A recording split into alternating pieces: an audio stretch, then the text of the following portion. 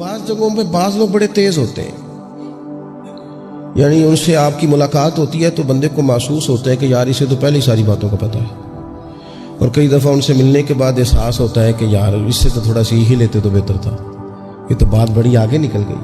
سارا پتہ ہوتا ہے، باشعور ہوتے ہیں، لیکن ڈر آتا ہے اللہ سے۔ اتنا باشعور آدمی، سمجھدار، پنچایت، پریا، لوگ، دین، دنیا سارا پتہ ہے، نماز کا ٹائم آ گیا تو وہ چھپتا پھرتا ہے، اس کی طبیعت پر بوجھ بن رہا ہے معاذ اللہ اللہ کے حضور حاضر ہونا، اسے خیر کا کام کرنا پڑ رہا ہے تو وہ ادھر ادھر نکلتا جا رہا ہے۔ تو سوال یہ ہے کہ پھر یہ شعور کا کیا مطلب رکھا ہوا ہے ہم نے؟ پھر اللہ سے دعا کرنے کی ضرورت نہیں۔ حضرت عارف رومی رحمۃ اللہ تعالی علیہ فرمایا کرتے تھے بعض لوگوں کو رب سارا کچھ دیتا ہے، سجدے کی توفیق نہیں دیتا۔ اس کا مطلب یہ ہے کہ وہ کہتا ہے یہ سارا کچھ لے اور نکل جا، میرے گھر نہ آنا، رکھ سارا کچھ پاس۔ رب سے عافیت مانگی جائے، اس سے اس کا فضل مانگا جائے، اس سے اس کا کرم مانگا جائے۔ اللہ کے پیارے رسول صلی اللہ تعالی علیہ وآلہ وسلم اس عافیت مانگنے پر زور دیتے، توجہ دیتے۔ میں آپ کو صحیح بتاتا ہوں، رب نے اگر کسی بندے کو عافیت میں رکھا ہو نا تو حالات کیسے بھی برے چل رہے ہوں اس کا بگاڑ کچھ نہیں سکتے۔ اور اللہ تعالیٰ معاف کرے، 100 دفعہ خاکم بدہن اگر کسی وقت اس کے کرم کی نگاہ پھر جائے تو پھر سارے اسباب سمیت بھی انسان اپنے پیروں پہ کھڑا نہیں رہ سکتا۔ اس سے جب تک طلب کرم نہیں ہوتا، طلب عافیت نہیں ہوتی، اس کی بارگاہ سے جب تک بندہ مومن پورا رجوع نہیں کرتا، یہ عافیت اتنی اعلیٰ چیز ہے کہ نبی پاک علیہ السلام نے فرمایا اذان اور اقامت کے درمیان جو وقت ہوتا ہے اس میں دعائیں رد نہیں ہوتی۔ دعا مانگا کرو گے تمہاری اللہ اپنے فضل سے قبول کر لے گا۔ عرض کی یا رسول اللہ کیا مانگے؟ تو فرمایا عافیت مانگو رب سے۔ حضرت انس بن مالک حدیث کے راوی ہے رضی اللہ تعالیٰ عنہ، یہاں بھی فرمایا یہ عین قبولیت کا ٹائم ہے، اب اللہ سے عافیت مانگ لو، اس کی پناہ۔ ہم دعاؤں میں بھی محدود ہو جاتے ہیں۔ رب دا طالب کوئی نہ ملیا، جو ملیا طالب زردہ ہو۔ جب عافیت، ایک بزرگ تھے ہر وقت اللہ سے عافیت مانگتے تھے، ہر وقت اللہ سے عافیت مانگتے تھے، ہر وقت عافیت مانگتے تھے۔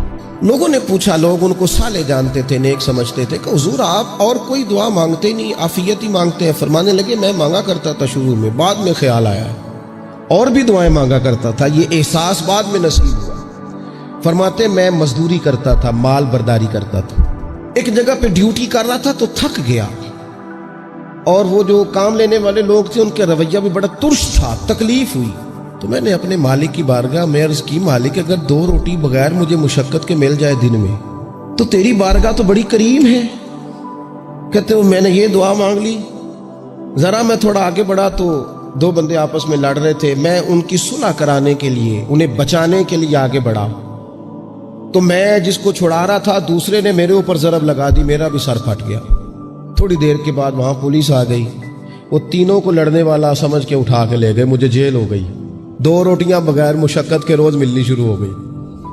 دعا مانگی تھی نا کہ یا اللہ 2 روٹیاں مل جائے نا بغیر مشقت کے، کہتے وہ 2 روٹیاں روز ملتی، کوئی کام نہیں کرنا پڑتا، پر جیل ہو گئی۔ فرماتے میں بڑا پریشان تھا، روز روٹیاں پابندی سے آتی اور بہترین آتی، کھانا ملتا۔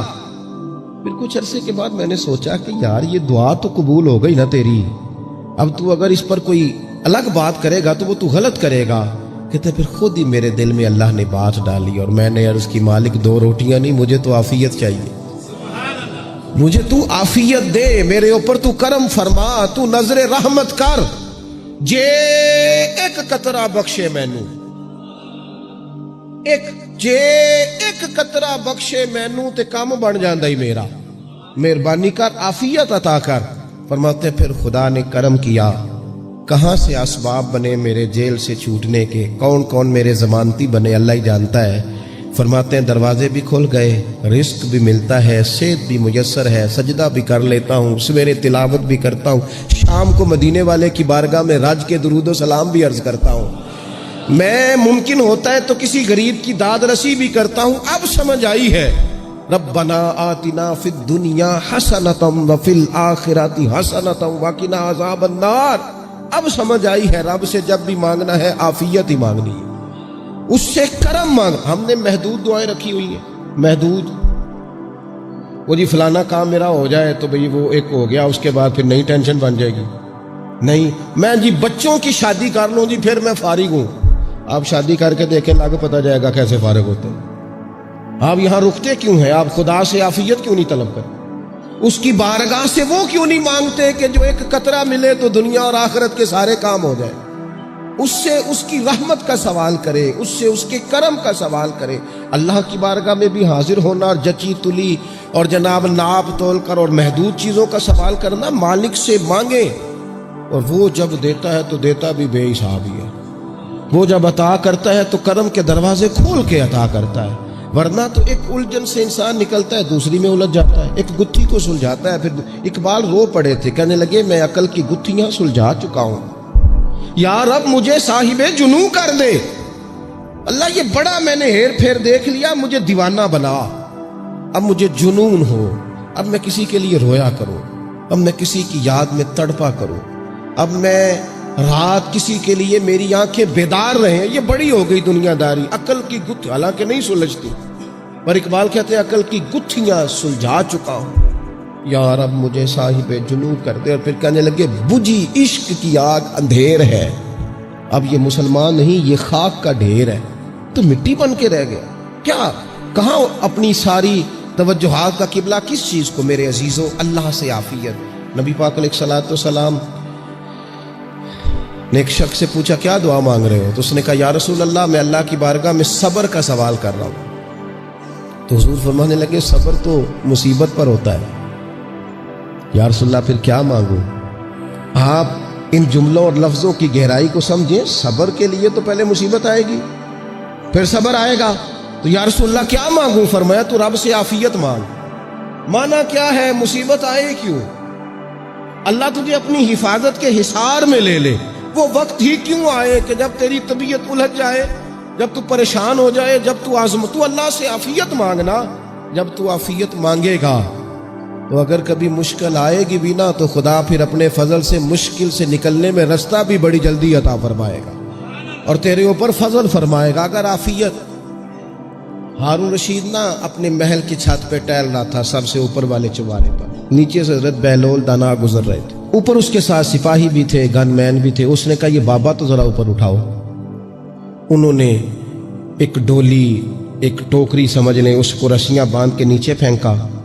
نیچے جو سپاہی تھے ان کو کہا کہ یہ بابا جی کو پکڑ کے اس میں بٹھاؤ. انہوں نے جبرن تھاما بابا جی کو, اس میں ڈالا, اوپر والوں نے کھینچ لیا. 2-3 منٹ لگے. ہارون رشید کے سامنے حضرت بہلول دانا پہنچ گئے تو تھوڑے ناراض بھی ہوئے کہ یہ کوئی طریقہ تو نہیں نا بلانے کا. ملاقات ہوئی تو کہا کیوں بلایا؟ کہنے لگا ایک مسئلہ پوچھنا تھا. فرمانے لگے بادشاہ ہے نا, تیرے مسئلے پوچھنے کا بھی اپنا ہی انداز ہے, پوچھ مسئلہ. کہنے لگا بابا پوچھنا تھا کہ آپ اللہ تک کیسے پہنچے؟ حضرت بہلول دانا چپ کر گئے. 2-4 منٹ کے بعد کہنے لگے جس طرح ابھی زمین سے تیرے تک نہیں پہنچا, بالکل اسی طرح ہی پہنچ گیا اور رب کریم کی بارگاہ تک. اور وہ بھی جو اس نے کرم فرمایا ہے, ورنہ میں تو نہیں سمجھتا کہ میں پہنچ گیا, وہ بھی اگر تیری خوش گمانی ہے. ہارون رشید کہنے لگا مجھے سمجھ نہیں آئی. فرمانے لگے تو بادشاہ جو ہے اتنی جلدی کیسے سمجھ میں آئے گی تجھے بات؟ فرمانے لگے اگر میں تجھ سے ملنا چاہتا نا تو میں ایک درخواست لکھتا, پھر کسی وزیر سے سفارشی سائن کراتا, پھر وہ جمع کراتا, پھر مجھے ٹائم ملتا کہ فلاں دن فلاں تاریخ فلاں ٹائم آ جانا, پھر آ کے میں لائن میں لگتا. پھر بھی تو بادشاہ ہے, تیرا موڈ بنتا ملنے کا کہ نہ بنتا. جب میں چاہتا تو پتہ نہیں کتنا ٹائم لگ جاتا, جب تو نے چاہا ہے نا تو 1 منٹ بھی نہیں لگا. فرمانے لگے میں نے دعویٰ ہی نہیں کیا کہ میں جد و جہد کر کے پہنچوں گا, میں نے تو رب کی بارگاہ میں عاجزی کی ہے, پھر رب نے ہی کرم فرمایا ہے, اسی نے مہربانی کی ہے. مانا کہ محبت کے سفر میں ہر گام پہ 100 مشکل ہے, لیکن یہ سفر آسان بھی ہے اگر ساتھ تمہارا ہو جائے. اس کے کرم کا ساتھ رہا ہے, اس سے عافیت مانگی ہے, اپنے آپ کو اس کے سپرد کیا ہے تو اس نے کرم کر دیا. جب تک یہ مزاج نہیں ہم بناتے کہ مالک سے عافیت کا سوال کریں, اپنے آپ کو اپنے رب کے حوالے کر دیں، اس کی رحمتوں کے سپرد کر دیں، اتنی دیر تک زندگی میں ٹھہراؤ نہیں آتا، قرار نہیں آتا۔ مشکات میں موجود ہے، اللہ کے پیارے رسول صلی اللہ تعالی علیہ وسلم تیمارداری کے لیے گئے تو صحابہ کرام فرماتے ہیں وہ بندہ نا اتنا پتلا نحیف اور لاغر ہو گیا تھا جس طرح چڑیا کا بچہ ہوتا ہے، کمزوری ضعف طاری تھا۔ تو محبوب کریم نے اسے دیکھا تو بڑے کریمانہ انداز میں کریم فرمانے لگے، تو کوئی دعا نہیں مانگتا، تو عافیت نہیں مانگتا اللہ سے؟ عرض کی یا رسول اللہ صلی اللہ تعالی علیہ وسلم، میں نے اپنے رب کی بارگاہ میں عرض کی ہے مالک قیامت کا عذاب بڑا سخت ہے، میں نہیں برداشت کر سکتا، تو نے اگر مجھے کوئی سزا دینی ہے تو یہیں دے لے، قیامت کو نہ دینا۔